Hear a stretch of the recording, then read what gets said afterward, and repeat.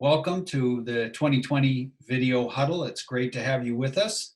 So for our audience, our Builder Originator interview guest today is Deninne Wier. Deninne joined iMortgage/Loan Depot in 2013 after a short stint at Wells Fargo Home Mortgage. In Deninne's last 3 years of production, she has enjoyed great builder success with total production of over 139 million, of which 100 million is builder. Congratulations. Thank you. She can claim multiple Chairman's Elite Sales Awards, and customers tell us that Deninne's overall satisfaction stands at 97% overall, and even more remarkable, 97% loan officer satisfaction. These are very difficult measurements to achieve, and so congratulations for that. That's just an outstanding achievement and speaks volumes about your customers' experience. So we've had the privilege of working together for now 15 years, probably more than that. And I've come to find you the consummate sales professional, and what I respect most is that you fight for the consumer. And at the same time, if the company's doing something wrong, you're going to raise your hand and you're going to talk about it. And not everybody will do that. For the best companies in the world, they have individuals that will provide that feedback.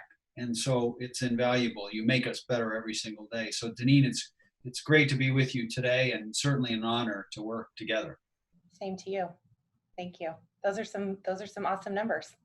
Yeah. I didn't have customer service numbers. That just makes me smile.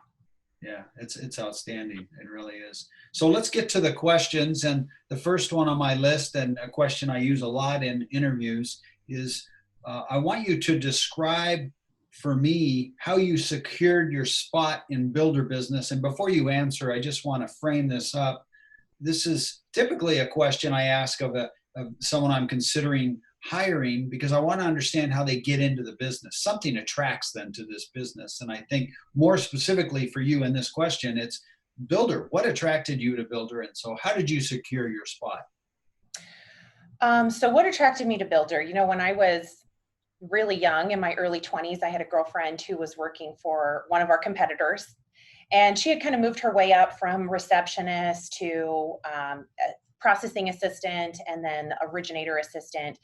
And we were pretty close. I was always intrigued by what she was doing and wanted to learn more. And so it wasn't too long after that I actually got the opportunity myself. My husband was working for a home builder, and there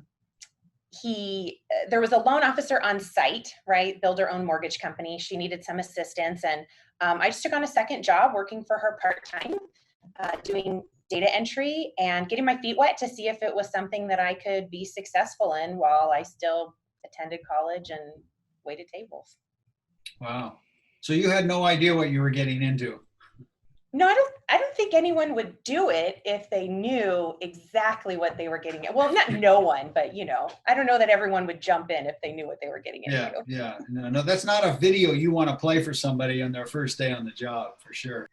So Deninne, tell me, when did you get your first big break in builder?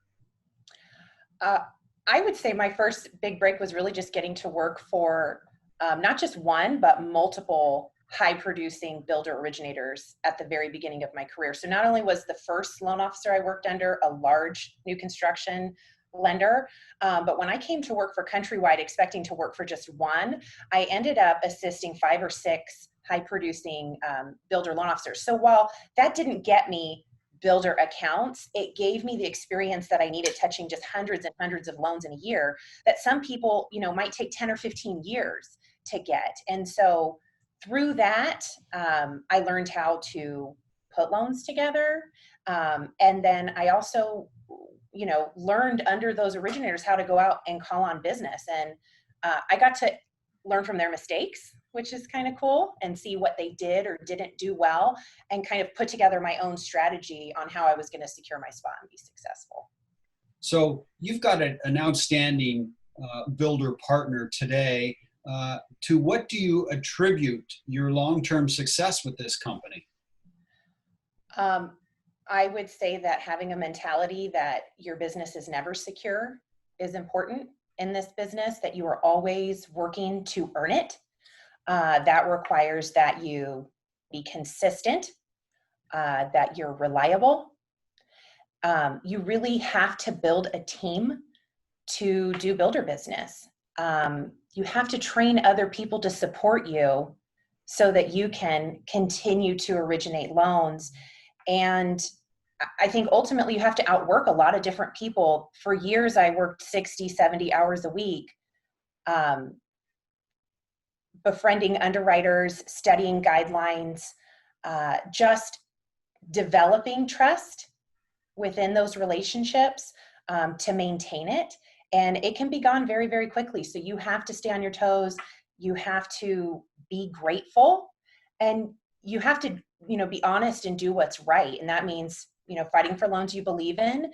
It means protecting your company, and it means putting the builder's interest ahead of your own. And so, over the last 17 years, that's grown my business more than I could have ever imagined.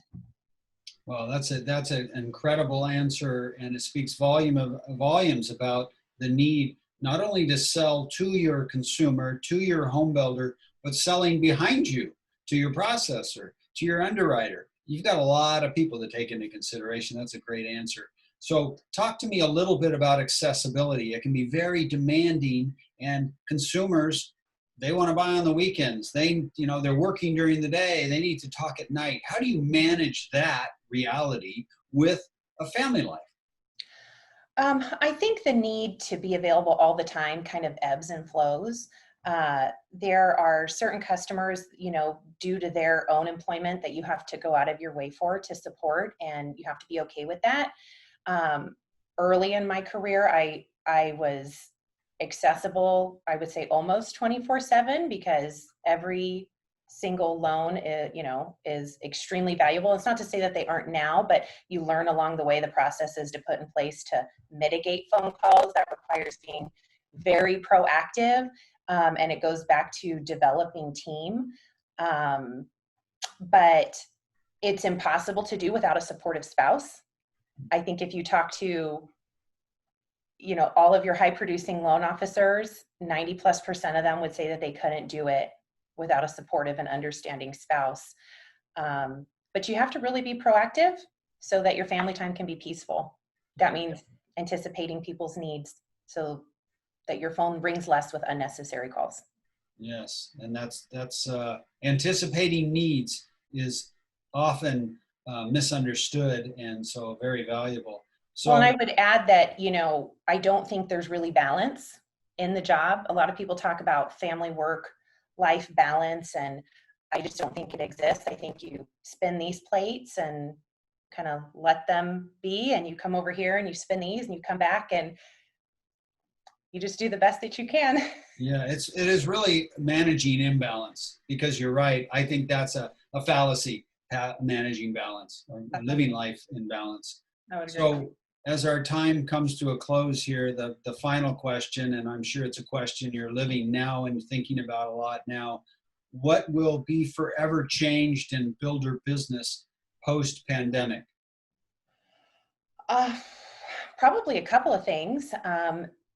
For builders who hadn't really been living in the virtual world, doing virtual tours, making their communities highly accessible online, I think that they've seen how valuable that can be and how it can make the customers face-to-face with them more efficient, right? People come in, they have a better idea of what they want.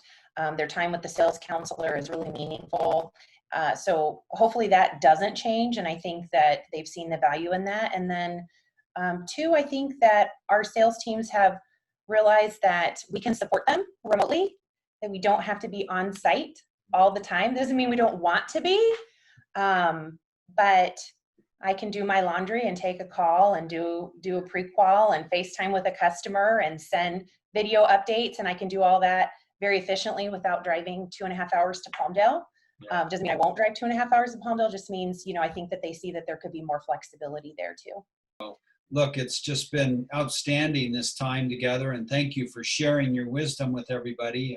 I'm grateful to work alongside you and to watch you succeed. And I know you're going to continue to to do famously. So thank you very much.